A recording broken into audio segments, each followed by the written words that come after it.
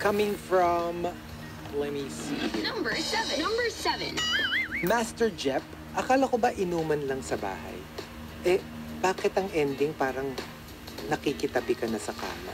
Ay, Well, baka naman Wow. nag-pass out lang and it just so happened na yung kama mo yung malapit. Ladies, does your hair feel Okay. sticky Meron and namang couch. soft pagkapon na? Not Eh baka mine. papunta sa'yo Micromolecular kasi aalokin conditioner. ka for another room. Kaso okay. pass out beside you. You're naked. Ay, naked! Ay, are you ano, yung parang, Natural Skin Conditioner. It's intensive formula with micro-moisturizers. Penetrates deep into Ba't hair. kailangan Softness tayo?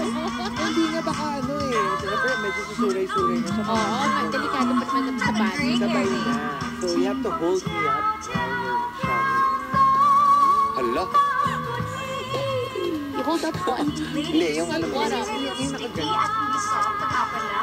Not mine. Hala. Micromolecular Naturals Conditioner. Or sa shower ni Hazel. Oh. Ay, Ay, may hawakan. Hawakan eh. Micromolecular Naturals Conditioner. It's Okay, intensive yan ang formula with Ikaw paano yan? Yung ganito? micro-moisturizers. Penetrates deep Stop, into stop, hair for stop softness it. that Stop. lasts. Stop it. Stop it. Parang ganun. Have a great hair day. Stop it. Margaret. I'm gonna get that removed. Ladies, does your hair feel sticky and soft pagkapon na? Because I'm gonna have like another conditioner. place. A cat. Ano ba ipa-test yung secret? Ay, sige, punta muna kay Didi. Hi. Hi. Hindi, para makita niya. Hi. Kasi di ba gusto niya makita? Bago ko ipapunta. Softness that lasts. Oo.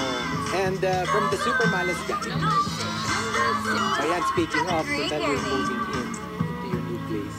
The Super Malas guy says, not what I signed up for. Sabi ni friend, tulungan ko lang daw siyang magbuhat ng gamit niya. Kasi maglilipat siya ng apartment. Bakit? Parang pati ako. Nasama na sa paglipat. Ay. Ay.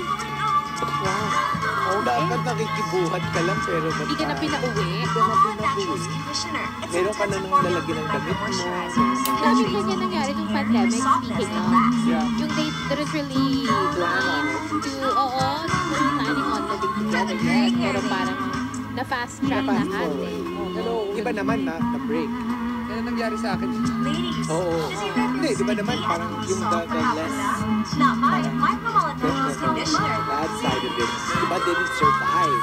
Yeah, no, especially the ones, like for example, the ones who have been in a relationship for a long time, but, you know, had other things happening outside of their relationship, suddenly have to live together and deal with every Pala nila kaya.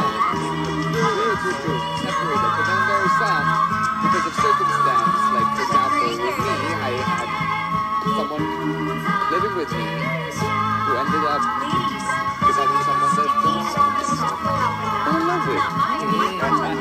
So it depends. Right? True. And from City Boy, true story when my friend didn't realize, jokingly, that we have to hike 2 hours one way through Lahar valleys and streams, staggering steep climbs, only having a stick to help us through just to see the